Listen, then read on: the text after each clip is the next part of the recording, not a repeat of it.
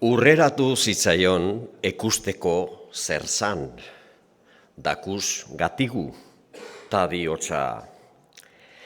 Nere ongile prestua ez larritu, neu naiz asko zu ateratzeko arrisku horretatik. Ez da dukat astuta zer zordizudan. Nolako hitza eman nizun.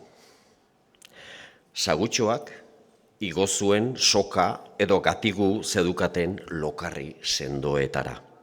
Gutxika urratu zituen hortzekin, irten zuen lehoiak kaltegabe, ta esaten dio. Zorioneko ordua zeinetan entzun nituen zure eskariak, ta largan izun joaten gaitzik egin gabe. Zein prestu ta hitz honeko azeran, pikia izan da ere. Ipuin honek esan nahi du, txikitxoen behar izatera etorri ditezkeela gizon handienak. Ta gaitzik egin ezin dezaketen askok on egin dezaketela.